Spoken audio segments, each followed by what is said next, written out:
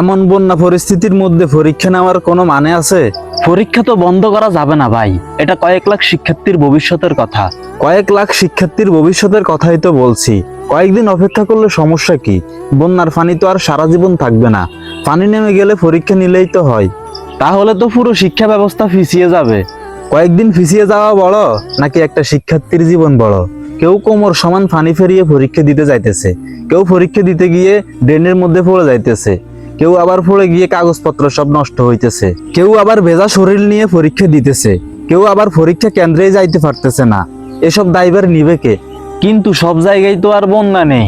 যেখানে বন্যা নেই সেখানের কথা চিন্তা না করে যেখানে বন্যা আছে সেখানের কথা চিন্তা করা উচিত। তাহলে এখন সমাধান কি? ভাই, বোর্ড পরীক্ষা হচ্ছে শিক্ষার্থীদের জীবনের প্রশ্ন। এর ফলাফল শিক্ষার্থীদের সারা জীবন কাজে লাগবে।